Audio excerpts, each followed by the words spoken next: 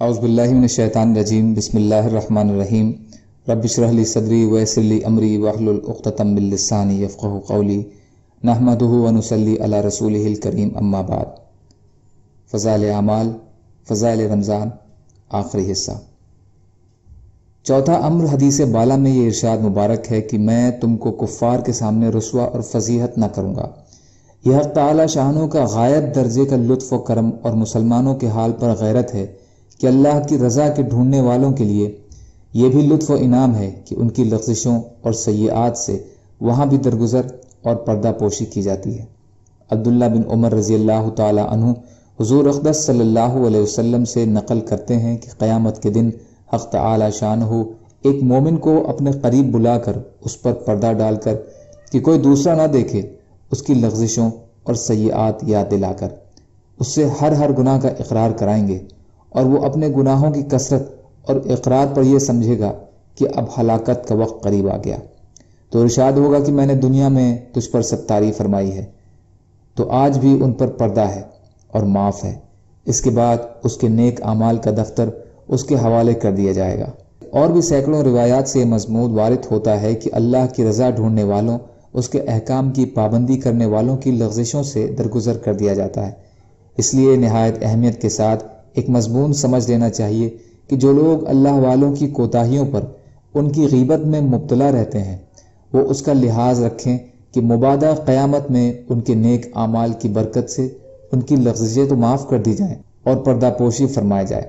لیکن تم لوگوں کے اعمال نامے غیبت کا دفتر بن کر ہلاکت کا سبب بنے۔ اللہ جل شانہ اپنے لطف سے ہم سب سے درگزر فرماوے۔ پانچواں امر ضروری یہ ہے کہ حدیث بالا میں عید کی رات کو انعام کی رات سے پکارا جاتا ہے۔ اس رات میں حق تعالی شانہ کی طرف سے اپنے بندوں کو انعام دیا جاتا ہے،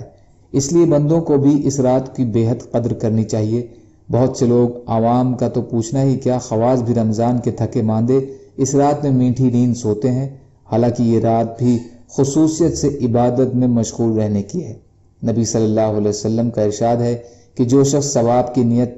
کر کے دونوں عیدوں میں جاگے اور عبادت میں مشغول رہے، اس کا دل اس دن نہ مرے گا جس دن سب کے دل مر جائیں گے، یعنی فتنہ و فساد کے وقت، جب لوگوں کے قلوب پر مردنی چھا جاتی ہے اس کا دل زندہ رہے گا، اور ممکن ہے کہ سور پھونکے جانے کا دن مراد ہو کہ اس کی روح بے ہوش نہ ہوگی۔ ایک حدیث میں ارشاد ہے کہ جو شخص 5 راتوں میں عبادت کے لیے جاگے اس کے واسطے جنت واجب ہو جائے گی۔ لیلۃ الترویہ 8 ذی الحجہ کی رات، لیلۃ العرفہ 9 ذی الحجہ کی رات، لیلۃ النحر 10 ذی الحجہ کی رات، اور عید الفطر کی رات اور شب برات یعنی 15 شعبان کی رات۔ فقہا نے بھی عیدین کی رات میں جاگنا مستحب لکھا ہے۔ ما ثبت بالسنہ میں امام شافعی رحمۃ اللہ علیہ سے نقل کیا گیا ہے کہ 5 راتیں دعا کی قبولیت ہیں: جمعے کی رات، عیدین کی رات، غرہ رجب کی رات اور نصف شعبان کی رات۔ تنبیہ: بعض بزرگوں کا ارشاد ہے کہ رمضان المبارک میں جمعے کی رات کا بھی خصوصیت سے اہتمام چاہیے کہ جمعہ اور اس کی رات بہت متبرک اوقات ہیں، احادیث میں ان کی بہت فضیلت آئی ہے، مگر چونکہ بعض روایات میں جمعے کی رات کو قیام کے ساتھ مخصوص کرنے کی ممانعت بھی وارد ہوئی ہے، اس لیے بہتر ہے کہ 2 رات کو اس کے ساتھ اور بھی شامل کر لیں۔ آخر میں ناظرین سے لجاجت سے درخواست ہے کہ رمضان المبارک کے مخصوص اوقات میں جب آپ اپنے لیے دعا فرمائیں تو ایک سیاہکار کو بھی شامل فرمائیں۔ کیا بعید ہے کہ کریم آقا تمہاری مخلصانہ دعا سے اس کو بھی اپنی رضا محبت سے نواز دے۔ گرچہ میں بدکار و نالائق ہوں اے شاہ جہاں،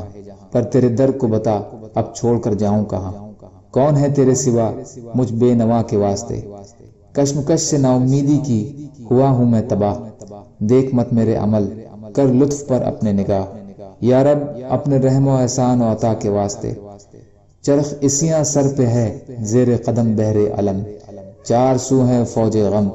کر جلد اب بحر کرم، کچھ رہائی کا سبب اس مبتلا کے واسطے، ہے عبادت کا سہارا عابدوں کے واسطے، اور تکیہ زہد کا ہے زاہدوں کے واسطے، ہے عصائے آہ مجھ بے دست وفا کے واسطے، نہ فقیری چاہتا ہوں نہ امیری کی طلب، نہ عبادت نہ ورع نہ خواہش علم و ادب، درد دل پر چاہیے مجھ کو خدا کے واسطے،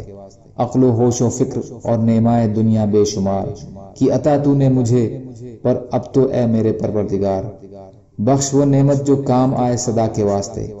حد سے ابتر ہو گیا ہے حال مجھ ناشاد کا، کر میری امداد اللہ وقت ہے امداد کا، اپنے لطف و رحمت بے انتہا کے واسطے، گو میں ہوں ایک بندہ عاصی غلام پرقصور، جرم میرا حوصلہ ہے نام ہے تیرا غفور، تیرا کہلاتا ہوں میں جیسا ہوں اے رب شکور، انت شافن انت کافن فی مہمات الامور، انت حسبی انت ربی انت لی نعم الوکیل۔ مولانا محمد زکریا کاندھلوی، مقیم مظاہر علوم سہارنپور، وارد بستی حضرت نظام الدین دہلی، 27ویں شب رمضان المبارک 1349 ہجری۔ اللہ تعالیٰ کہنے سننے سے زیادہ عمل کی توفیق عطا فرمائے۔ یا اللہ جتنے بھی مسلمان مظلوم جہاں بھی پریشان حال ہیں آپ ان کی مدد فرمائیے، اور ہم سب کو بھی اپنی استطاعت کے بقدر اپنا حق ادا کرنے والا بنائیے۔ یا اللہ رحم کا، کرم کا، عافیت کا، درگزر کا معاملہ فرما دیجیے۔ یا اللہ صحت دے دیجیے، ہدایت عطا فرما دیجیے، گناہوں کو بخش دیجیے، پریشانیوں کو دور کر دیجیے، حادثات کی موت سے بچا لیجیے، آپ کی خوشنودی والی شہادت کی موت کا درجہ عطا فرما دیجیے۔ یا اللہ صبر کرنے والا، شکر کرنے والا، اچھی طرح عبادت کرنے والا بنا دیجیے۔ یا اللہ جو مانگا وہ بھی عطا کر دیجیے، جو بھول گئے ہوں اپنے فضل و کرم سے عطا فرما دیجیے۔ سبحان اللہ و بحمدہ، سبحانک اللہم بحمدک، اشہد ان لا الہ الا انت، استغفرک و اتوب الیک۔ سبحان ربک رب العزت عما یصفون، وسلام علی المرسلین، والحمد للہ رب العالمین، برحمتک یا ارحم الراحمین، لا الہ الا اللہ محمد رسول اللہ۔